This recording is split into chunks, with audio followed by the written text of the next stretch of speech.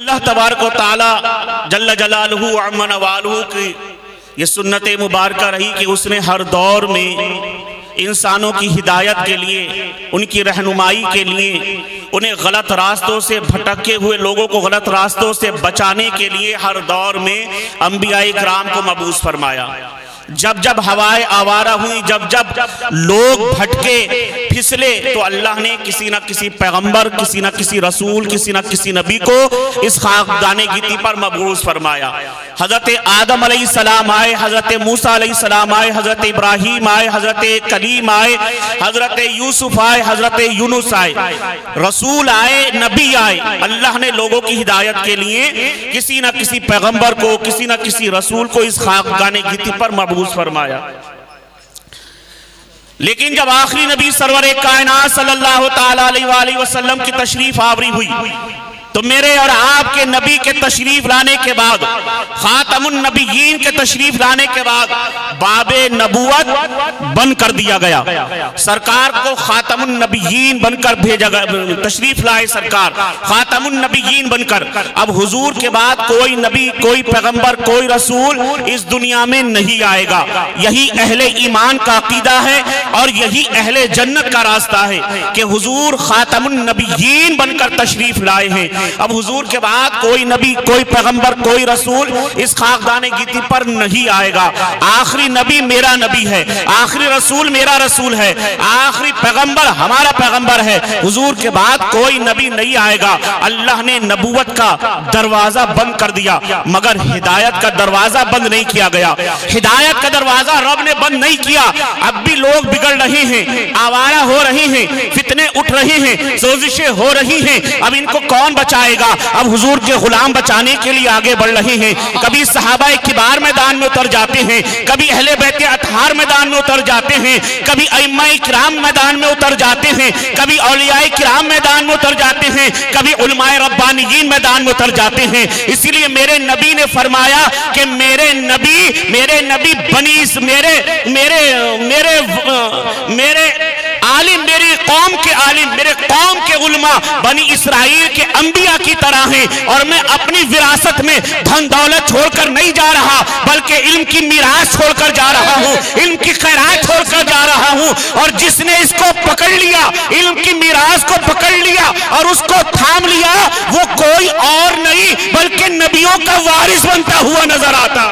نعرے تکبیر، نعرے ورثۃ الانبیاء کا تاج زری پہنا دیا گیا۔ عزیزان ملت اسلامیہ، یہ کوئی چھوٹی موٹی بات نہیں ہے، کوئی ایسی بات نہیں ہے کہ جس کو دھیان نہ دیا جائے یا جس پر غور نہ کیا جائے۔ بڑی شان اللہ نے عطا فرمائی ہے علماء کی، بڑی شان دی ہے ان حفاظ کرام کی۔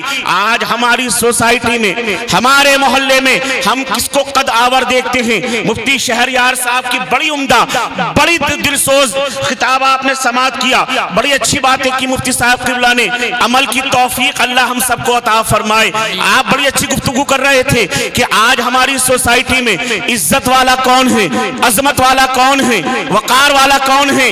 جب ہم ڈھونڈتے ہیں تو عزت پر نظریں جاتی ہیں کہ فلاں صاحب ڈاکٹر ہیں، بڑے اچھے ہیں، فلاں صاحب انجینئر ہیں، بڑے اچھے ہیں، فلاں صاحب بیرسٹر ہیں، بڑے اچھے ہیں، فلاں صاحب کی کوٹھیاں چل رہی ہیں، فلاں صاحب کے کارخانے چل رہے ہیں، فیکٹریاں چل رہی ہیں، فلاں صاحب بڑے بزنس مین ہیں، آپ کی بڑی اچھی تجارت ہے، ایکسپورٹ ہو رہا ہے، امپورٹ ہو رہا ہے، ان کا تو بڑا دھڑلے سے بزنس چل رہا ہے۔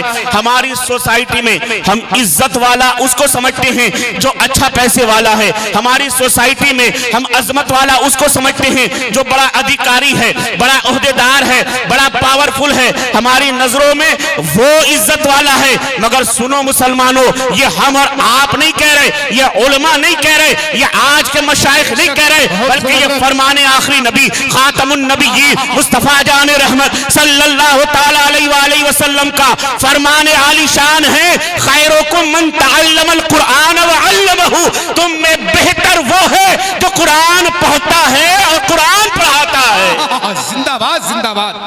خیرکم من تعلم القرآن وعلمہ، تم میں بہتر وہ ہے جو قرآن پڑھتا ہے اور قرآن پڑھاتا ہے. اور اس سے بڑی عظمت کی بات کیا ہوگی، عظمت کی بات اس سے بڑی کیا ہوگی. آج ہم دیکھتے ہیں کہ جب کوئی بڑا ادھیکاری آتا ہے تو اس کے استقبال کے لیے انتظام کیے جاتے ہیں، حکومت کی طرف سے انتظام کیے جاتے ہیں. کوئی اگر بڑا نیتا آیا، بڑا اچھا ادھیکاری آیا، کوئی آیا تو ہم اس کے لیے استقبال کا انتظام کرتے ہیں. اس کے قدموں کے نیچے ریڈ کارپیٹ بچھا دیا جاتا ہے تاکہ دنیا دیکھے کہ آنے والا انسان کوئی معمولی انسان نہیں ہے، بلکہ یہ جو آ رہا ہے بڑا ادھیکاری ہے، سرکاری افسر ہے، وزیر اعظم ہے، بڑا ریسپیکٹڈ مین ہے، بڑا ریسپیکٹڈ آدمی ہے، کوئی آنے والا ایسا یا ویسا آدمی نہیں ہے. تو اس کے عہدے کے مطابق، اس کے وقار کے مطابق، اس کی ریسپیکٹ میں، اس کی عزت میں ریڈ کارپیٹ بچھا دیا جاتا ہے. عزیزو، آج یہ دنیا کے عہدے، میرے پیارے، ان دنیا کے عہدے داروں کے لیے رسپیکٹ کے لیے ریڈ کارپیٹ بچھایا جا رہا ہے. مگر جب یہ نائبان رسول، یہ حفاظ کرام، یہ علماء دین، یہ علماء اہل سنت جب قدم رکھتے ہیں، زمین پر چلتے ہیں، تو ان کی عزت کے لیے رب کائنات خود اتنا بہترین انتظام فرماتا ہے کہ تم ریڈ کارپیٹ بچھاؤ یا نہ بچھاؤ، تم دنیا میں ان کے لیے عزت افزائی کے سامان لاؤ یا نہ لاؤ، رب کائنات ان کے قدموں کے لیے فرشتوں کے، ان کے قدموں کے نیچے فرشتوں کے نورانی قدموں کو بچھا دیتا ہے. بے شک زندہ باد. مجھے بتاؤ اس سے بڑی عظمت کی بات اور کیا ہوگی، اس سے بڑے وقار کی بات کیا ہوگی. اللہ کے مقدس رسول سرور کائنات صلی اللہ تعالیٰ علیہ وآلہ وسلم کا فرمان عالی شان ہے کہ عالم کی فضیلت، عالم کی فضیلت اتنی زیادہ حضور نے بیان فرمائی. اللہ کے رسول فرماتے ہیں قیامت کے دن شہید کا خون ایک طرف تولا جائے گا، شہداء کا خون ایک پلے پر تولا جائے گا. اور وہ کون شہید ہیں؟ وہ راہ حق کے مسافر جنہوں نے اللہ کی راہ میں اپنی گردنیں لٹا دی، اپنا جان مال لٹا دیا، اپنی زندگی وقف کر دی راہ خدا میں، جو فی سبیل اللہ قتل ہو گئے، فی سبیل اللہ کٹ گئے. ان کا ذکر ہو رہا ہے. وہ نہیں جو اپنے نفس کے خاطر مارے گئے، وہ نہیں جو لڑائی جھگڑے میں، دنگے میں خود نشانہ بنا کر مارے گئے، نہیں، بلکہ جس نے راہ حق میں علم اٹھایا ہے، جس نے راہ ہدایت میں علم اٹھایا ہے، جس نے سچائی کے راستے پر لڑتے ہوئے جان دے دی ہے، اس کے بارے میں ہے کہ ایک پلے پر اس شہید کا خون رکھا جائے گا اور دوسرے پلے پر علماء کے قلم کی سیاہی رکھی جائے گی. تو علماء کے قلم کی سیاہی ان شہیدوں کے خون کے پلے سے بھاری نظر آئے گی، بھاری ہوگی. ہم نے غور کیا تو سوچا آخر ایسا کیا بات ہے، انہوں نے تو صرف قلم چلایا ہے. بظاہر دیکھنے میں معمولی سی بات لگ رہی ہے کہ قلم چلانا اور جان دینا دونوں میں بہت بڑا ڈیفرنس ہے، بڑا انتر ہے، بڑا فارمولا ہے کہ جان دینا بہت بڑی بات ہے، قلم چلانے میں کون سی بڑی بات ہے، قلم چلانے میں کون سی بڑی بات ہے. کہاں سیاہی اور کہاں خون کا آخری قطرہ، یہ کہاں سے مقابلہ ہو گیا. مگر جب غور کرو گے تو پتا چلے گا جب شہید لڑتا ہے تو اپنی جان کٹنے تک، اپنی جان دینے تک وہ راہ خدا میں ہوتا ہے، راہ مصطفیٰ میں ہوتا ہے، راہ شریعت میں ہوتا ہے، راہ طریقت میں ہوتا ہے. جب تک اس کی زندگی چل رہی ہے، جب تک اس کی سانس چل رہی ہے، جب تک اس کی نفس باقی ہے، جب تک دھڑکنے دل سلامت ہے، تب تک وہ راہ خدا میں کام کر رہا ہے. جیسے ہی گردن کٹی، نفس کٹی، دھڑکن دل کی بند ہوئی، اب راہ خدا میں اس کا جو یہ کام کرنا عمل تھا منقطع ہو گیا، کٹ گیا. مگر جب ایک عالم دین اپنا قلم چلاتا ہے اور وہ سیاہی نکلتی ہے، کبھی بخاری شریف بنتی ہے، وہ سیاہی نکلتی ہے، کبھی مسلم شریف بنتی ہے، وہ سیاہی نکلتی ہے، کبھی ترمذی شریف بنتی ہے، وہ سیاہی نکلتی ہے، ابھی داؤد بنتی ہے، صحاح ستہ بنتی ہے، مسند امام احمد بنتی ہے. جب وہ سیاہی نکلتی ہے تو کبھی فتاوی ہندیہ بنتی ہے، جب وہ سیاہی نکلتی ہے تو کبھی فتاوی رضویہ بنتی ہے، جب وہ سیاہی نکلتی ہے تو کبھی کنز الایمان بنتی ہے، جب وہ سیاہی نکلتی ہے تو صدر الافاضل کا خزائن العرفان بنتی ہے. نعرہ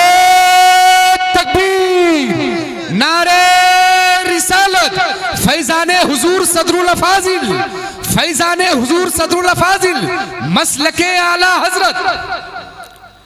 شہید کا خون جب تک اس کی نفس برقرار ہے تب تک وہ راہ خدا میں ہے، جب تک وہ راہ خدا میں ہے، اور اس کو نفع وہ خود پہنچائے.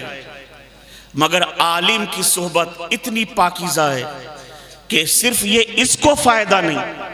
ہزاروں سال پہلے رکھی گئی بخاری شریف آج علماء پڑھ کے آپ کے مدرسے سے فارغ ہو رہے ہیں. ہزاروں سال پہلے لکھی گئی مسلم شریف آج اس کو علماء پڑھ رہے ہیں. سینکڑوں سال پہلے لکھی گئی ہدایہ آج اس کو پڑھ کر لوگ فقیہ بن رہے ہیں. ان علماء کا احسان ہماری زندگیوں پر اتنا ہے کہ اگر ہم چاہیں کہ اپنے اکابرین کا، اپنے علماء کا، اپنے اولیاء کا اگر ہم احسان چکانا چاہیں تو زندگی ختم ہو جائیں، ان کا احسان کا بدلہ نہیں چکا سکتے. وہ کرم فرمایا. میرے نبی نے ارشاد فرمایا کہ کسی نے عالم کو دیکھا تو اس نے ایسا ہے جیسے کسی نے میری زیارت کی ہے. عالم سے کسی نے مصافحہ کیا تو گویا ایسا ہے جس نے مجھ سے مصافحہ کیا. اور کوئی عالم دین کی صحبت میں بیٹھا تو اس کا بیٹھنا ایسا ہی ہے جیسے میری صحبت میں بیٹھا. اور جو میری صحبت جس کو مل گئی قیامت میں بھی وہ میرا ہم نشین ہوگا. تو اسی لیے عزیزو اپنے علماء کی مدارس کی قدر کریں، اپنے علماء کا احترام کریں، ان سے محبت کریں. آج ہمارے اندر سب سے بڑی کمی یہ ہے کہ ہمیں ہمارے دین سے دور کیا جا رہا ہے، اور دین سے دور کتابوں سے نہیں کیا جا رہا بلکہ ہمیں دین سے دور اپنے علماء سے کیا جا رہا ہے. اپنے علماء سے دور کیا جا رہا ہے. یہ سوشل میڈیا کے ذریعے، یوٹیوب کے ذریعے، واٹس ایپ کے ذریعے ایسی ویڈیوز آ رہی ہیں. علماء کا مذاق بنایا جا رہا ہے، مولوی ملا کہہ کر ان کی تنقید کی جا رہی ہے، ان کو تنقید کا نشانہ بنایا جا رہا ہے. اور ہمارا نوجوان بڑا خوش ہے اور وہ اسٹیٹس پر پروفائلوں میں وہ لگائے گھوم رہا ہے. آپ جانتے نہیں اگر عالم دین کی آپ توہین کر رہے ہیں علم کی وجہ سے تو یہ عالم دین کی توہین کرنا کفر ہے. آپ کو پتہ بھی نہیں چلتا اور آپ اسلام سے خارج ہو رہے ہیں. آپ جب علماء کی صحبت میں بیٹھیں گے، علماء کے قریب ہوں گے، تب آپ کو دین متین کی رونقیں برکتیں نصیب ہوں گی. کیا اللہ کے رسول نے نہیں فرمایا کہ اگر تم چاہتے ہو کامیاب ہونا تو عالم دین بن جاؤ، اور اگر عالم دین بننے کی توفیق نہ ہو تو طالب علم بن جاؤ، اور طالب علم بھی نہ بن سکو تو ان کی صحبت میں بیٹھنے والا بن جاؤ یا ان سے محبت کرنے والا بن جاؤ. پانچواں مت بننا کہ ہلاک ہو جاؤ گے. مولا کائنات مولا علی شیر خدا کرم اللہ تعالی وجہ الکریم، آپ نے کیا ہی پیاری بات فرمائی. آپ فرماتے ہیں کہ دولت ہر کوئی کمانا چاہتا ہے، دولت کے پیچھے بھاگا پڑا ہوس میں لگا ہوا ہے، مگر دولت کمانے کی بجائے اسے علم کمانا چاہیے. صحابہ نے پوچھا جو آپ کے ہم نشید تھے کہ حضور دولت اور علم میں کیا ڈیفرنس ہے، کیا انتر ہے؟ حالانکہ سب جانتے ہیں بہت بڑا، مگر مولا کائنات کی زبان سے سننا چاہتے ہیں. سب جانتے ہیں لیکن حضور حضرت مولا کائنات کی زبان اقدس سے سننا چاہتے ہیں. تو مولا کائنات مسکرائے اور مسکرا کر کہا دیکھو جس کے پاس دولت ہوتی ہے وہ دولت کی حفاظت کرتا ہے. جتنی دولت ہوگی اس کی حفاظت بڑھ جائے گی. کوئی 5,000 کا مالک ہے تو اس کی حفاظت ویسے ہی کرتا ہے. کوئی 50 لاکھ کا مالک ہے اس کی حفاظت اور بڑھا دیتا ہے. کوئی 5 کروڑ کا مالک ہے اس کی حفاظت اور بڑھ جاتی ہے. مگر جب کوئی بندہ علم دین حاصل کر لیتا ہے تو اب یہ علم اس بندے کی حفاظت کرتا ہے. دولت کی حفاظت انسان کرتا ہے اور علم بندے کی حفاظت کرتا ہے. پھر مولا کائنات فرماتے ہیں یہ دولت قارون کی میراث ہے، حامان کی میراث ہے، شداد کی میراث ہے، اور علم دین جو ہے یہ انبیاء کی میراث ہے، رسول خدا کی میراث ہے، حضرت سلیمان کی میراث ہے، حضرت داؤد کی میراث ہے، مصطفیٰ جان رحمت صلی اللہ علیہ وآلہ وسلم کی میراث ہے.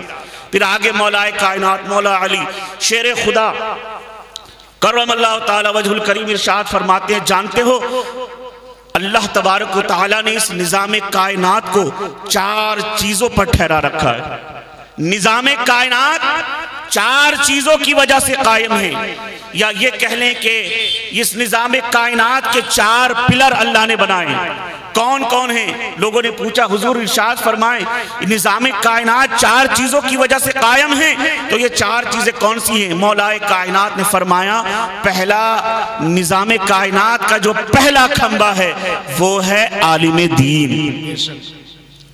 نظام کائنات چار چیزوں کی وجہ سے قائم ہیں، اور یہ پہلا کون سا ہے؟ عالم دین۔ مفتی احمد یار خان نعیمی رحمت اللہ علیہ پہلے پارے میں تفسیر نعیمی کے اس کو ذکر کرتے ہیں کہ پہلا کھمبا عالم دین ہے۔ کون عالم دین ہے؟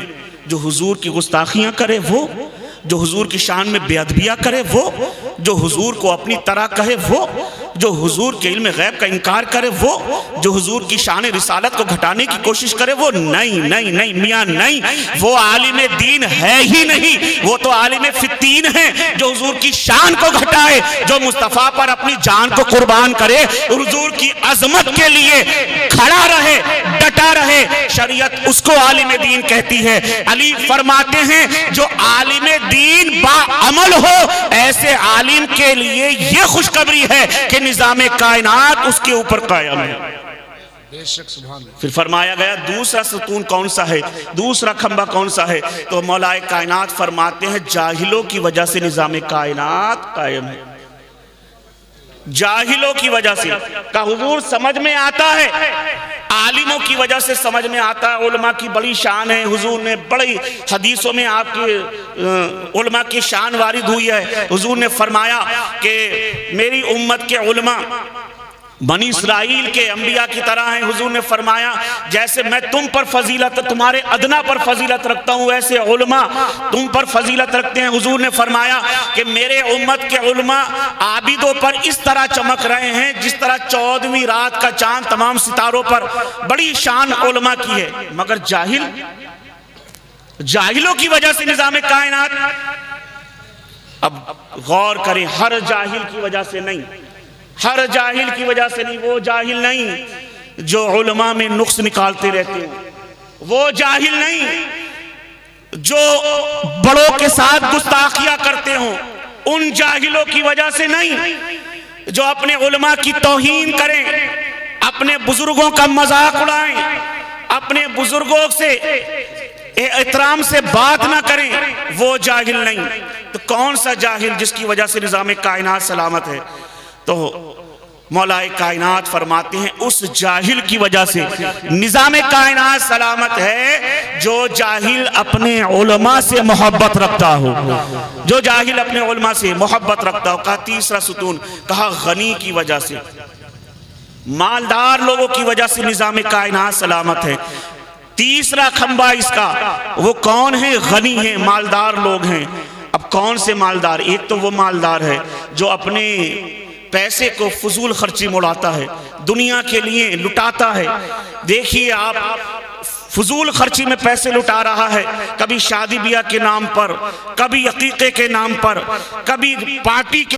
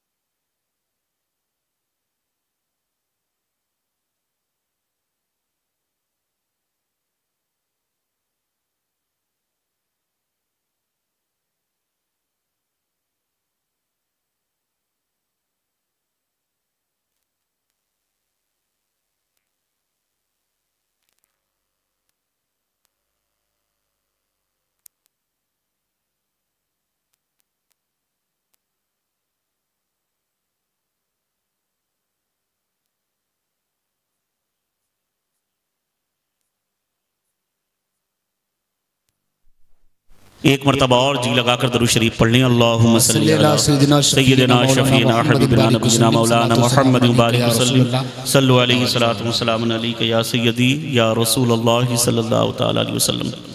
تو مولا کائنات مولا علی شیر خدا کرم اللہ تعالی وجہ الکریم ارشاد فرماتے ہیں کہ نظام کائنات 4 طرح کے لوگوں کی وجہ سے قائم ہے۔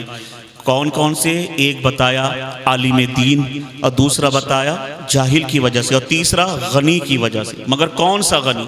ایک غنی وہ ہے جو اپنے پیسوں کو ہم دیکھتے ہیں پارٹیوں پر خوب لٹاتا ہے، ہم دیکھتے ہیں کہ دنیا کی ضرورتوں پر خوب خرچ کرتا ہے۔ ہم ایک غنی وہ بھی دیکھتے ہیں جو بڑا امیر ہے، کس کے لیے؟ عیش پرستوں کے لیے۔ مگر جیسے ہی مدرسوں کی باری آتی ہے، جیسے ہی مسجدوں کی باری آتی ہے، ابھی مولانا اشفاق صاحب، مولانا امن صاحب، یہ مفتی عالیہ رسول صاحب جب ان سے کہیں کہ بھائی مدرسے میں کچھ مدد کیجئے، کچھ دیجئے، تو وہ کہتے ہیں کہ حضرت کام ہی نہیں چل رہا، حضرت بڑا برا ماحول ہے اور ایک دم معاملہ ٹھپ پڑا ہوا ہے، کاروبار بالکل پٹا پڑا ہے۔ ایک وہ بھی امیر ہیں کہ جب باہر بانٹنے کی باری آئے گی، ابھی دیغے بٹوانے کی باری آئے، جہاں پہ نام ہوگا کہ فلاں ایکسپورٹر صاحب نے میاں بریانی کی دیغے پہ دیغے لٹا دی، وہاں ایکسپورٹر صاحب کا کھانا دیکھیے 2-2 4-4 ہزار کا کھانا بھی خرچ کر دیں مگر ان کے صحت پہ کوئی فرق نہیں پڑتا، اور جہاں کہیں دینے کی باری آ جائے دینی معاملات میں تو بس چہرے کا جغرافیہ بدلنے لگتا ہے۔ نہیں، ایسا امیر نہیں، بلکہ وہ امیر جو اللہ کی راہ میں خرچ کرتا ہے، جو راہ خدا میں دیتا ہے، اور اس کا مقام و مرتبہ کیا ہے؟ ابو داؤد شریف کی حدیث ہے، اللہ کے مقدس رسول سرور کائنات صلی اللہ تعالیٰ علیہ وآلہ وسلم ارشاد فرماتے ہیں کہ جب اللہ نے زمین کو پیدا فرمایا اور زمین کا بچھونا بچھایا، فرش بچھایا، تو زمین کانپنے لگی، تو اللہ نے زمین کی حرکت کو روکنے کے لیے، اس کے کپکپانے کو، لرزنے کو روکنے کے لیے اس پر پہاڑ کی میخ ٹھوک دی۔ زمین جب خوف سے کانپنے لگی، جب اللہ نے زمین کو پیدا کرا کہ اس زمین پر میرے بندے اناج اگائیں، اس پر میرے بندے کام کریں، مسجدیں بنائیں، مدرسے بنائیں، اس کو عبادت گاہ بنائیں، اس پر سجدہ ریز ہوں، اس زمین سے فائدہ حاصل کریں۔ جب رب نے اس زمین کو پیدا فرمایا تو یہ زمین خوف خدا سے کانپنے لگی۔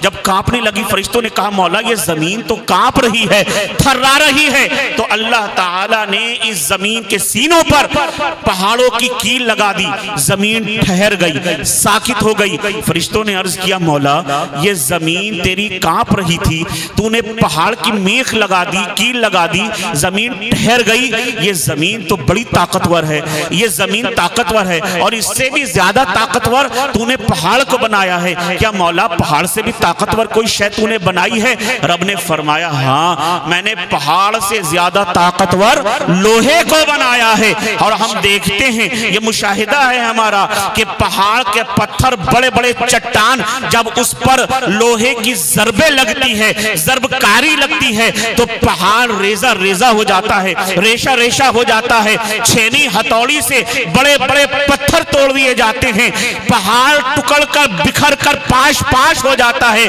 لوہے کے سامنے۔ اللہ نے فرمایا میں نے پہاڑ سے زیادہ طاقتور لوہے کو بنایا ہے۔ پھر فرشتوں نے عرض کیا مولا کیا لوہے سے زیادہ طاقتور پاورفل بھی کسی کو بنایا ہے؟ رب تعالیٰ نے فرمایا ہاں میں نے لوہے سے بھی زیادہ طاقتور پاورفل آگ کو پیدا فرمایا ہے، آگ کو پیدا کیا ہے۔ جب یہ لوہا آگ میں جاتا ہے تو موم کی طرح پگھل جاتا ہے، گھنٹوں کی بات نہیں، منٹوں میں پانی کی طرح بہنے لگتا ہے۔ میں نے پہاڑ سے زیادہ طاقتور لوہے کو بنایا ہے، لوہے سے زیادہ طاقتور آگ کو بنایا ہے۔ فرشتے عرض کرتے ہیں مولا آگ سے بھی زیادہ طاقتور کسی چیز کو بنایا ہے؟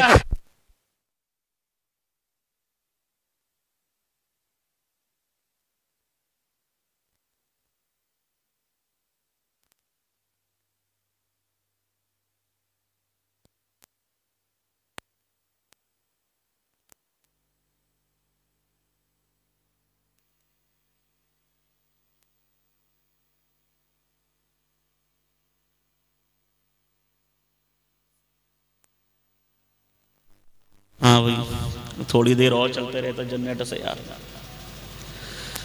بہرحال عرض کر رہا تھا، فرشتے عرض کرتے ہیں مولا تو نے زمین کو سب سے طاقتور بنایا۔ رب فرماتا زمین سے طاقتور میں نے لوہے پتھر کو بنایا ہے۔ عرض کرتے مولا پتھر سے بھی زیادہ طاقتور کوئی شے ہے؟ کہا ہاں پتھر سے زیادہ طاقتور لوہے کو بنایا ہے۔ لوہے سے بھی زیادہ طاقتور؟ کہا لوہے سے زیادہ طاقتور آگ کو پیدا فرمایا۔ کہا آگ سے بھی زیادہ طاقتور کوئی چیز ہے؟ کہا آگ سے زیادہ طاقتور میں نے پانی کو پیدا فرمایا۔ کہا مولا پانی سے بھی زیادہ طاقتور کوئی چیز ہے؟ کہا پانی سے بھی زیادہ طاقتور میں نے ہوا کو بنایا۔ پھر فرشتے عرض کرتے مولا ہوا سے بھی زیادہ طاقتور کوئی چیز ہے؟ تو رب فرماتا ہاں ابن آدم کا وہ صدقہ کرنا، انسانوں کا ایسا صدقہ کرنا کہ جو دائیں ہاتھ سے دے اور بائیں ہاتھ کو خبر نہ ہو، اس کا ایسا صدقہ کرنا ان تمام چیزوں سے زیادہ طاقتور ہے۔ بے شک سبحان اللہ، ان تمام چیزوں سے زیادہ طاقتور ہے۔ تو حضرت علی فرماتے ہیں غنی کی وجہ سے نظام کائنات سلامت ہے۔ غنی کی وجہ سے وہ کون غنی ہیں؟ جو راہ خدا میں خرچ کرتے ہیں۔ پھر چوتھا پلر فرمایا کہ فقیر غریب کی وجہ سے نظام کائنات چل رہا۔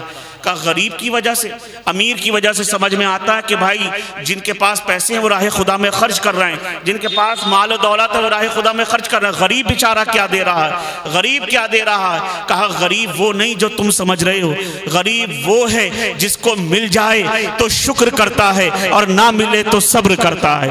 جس کو اللہ دے دے تو شکر کرتا ہے اور نہ ملے تو صبر کرتا ہے۔ عزیزان ملت اسلامیہ، ان علماء کی بڑی عظمتیں ہیں، بڑی برکتیں ہیں، علم دین کی بڑی شان ہے۔